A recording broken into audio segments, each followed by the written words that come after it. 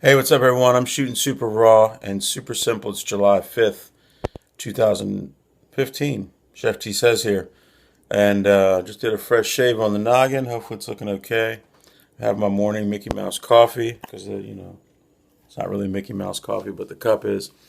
But I just want to, first of all, I love shooting these and I hope you love getting them. Second of all, I miss doing it because I haven't done it for about 4 or 5 days, and that's not cool. But I just read a post by a friend and it resonates with me because I think every entrepreneur or creative person anywhere goes through this phase. And the phase I'm talking about, sorry, we had a quick phone call there. Phase I'm talking about with creatives, business people for sure, but anybody that's creative is just self-doubt, right? It's people oftentimes around you provoking that self-doubt.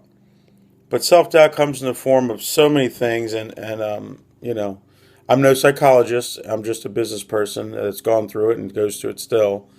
But I think it's so common that when you're creative and you're doing something, you're chasing your dream, and it takes a while to get that dream achieved.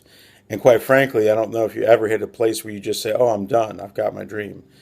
But it is a position where people will watch what you're doing and many times with good intentions tell you that, do you really want to keep doing this? It's been a while. How long are you going to chase this thing? Why don't you get a real job? Is it time to pack it up and give up on it? And there are times when that might be the best move.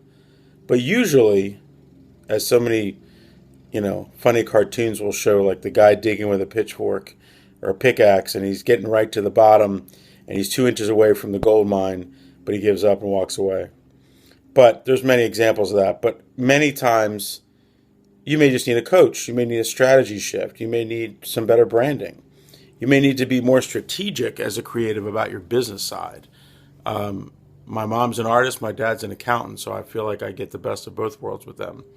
But many creatives, in my opinion, and I love all of you, and I am one, but many are not great business people. They're not great at selling their craft. There's so much self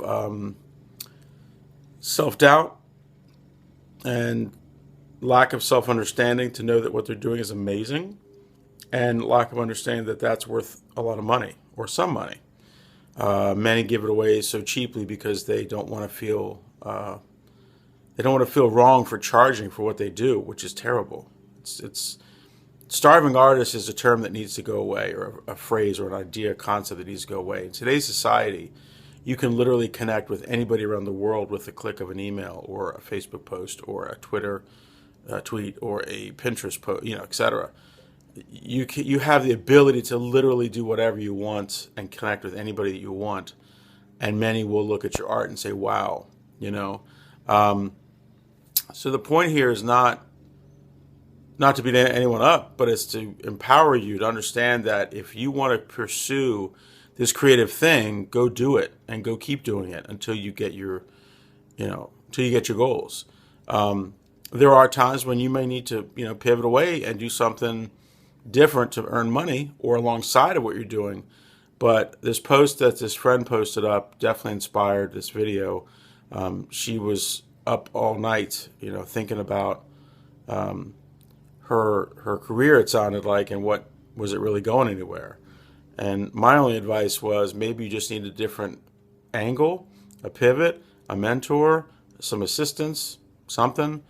And, quite frankly, if you found that passion that you love so much that you want to do it no matter what, you've beat out, not that you're trying to beat people or it's a competition, but you've done what most people in their life never do. I'm going to reach out to some friends who I know who interview of the elderly, people that are at the end of their lifespan here on Earth. Not talking about what's beyond, but we'll get into that in another video. But I bet she'll tell me, and the statistics I believe tell me that the biggest regrets are things never attempted and passions not lived or at least attempted to live. So if you've done that, you've won. And I respect you and I honor you in the fact that you're doing what you love. And there's going to be moments that you don't love it. Let's not get off in Candyland here. I do what I love, but there's days I want to just sit and watch TV. There's days I don't want to go into my restaurant. Once I'm there, I love being there. But, it's not the end of the world if you want a moment of rest. But when you do what you love overall, you've won the game, and it's an honor and a blessing to be given that opportunity. So keep doing what you love, pursue it. And I heard a podcast this morning, the convergence of skill and passion. Many people do things they love, but they're not that good at it. The guy brought up the example of American Idol, right? How many people get up there and they love to sing, but they just can't sing. Or right now they can't. They suck. That's okay. That's just a reality, right? There's also people that are great at something, but don't have the skill set to make it into an income, right? So you got to find that perfect sweet spot, as they said, and it was on Entrepreneur on Fire podcast, which got great props. I don't remember the episode number. It was 969 or 9. It was just released. But anyways, finding that sweet spot is key. So something you love that you can do well and that you can make a living at or make a great living at.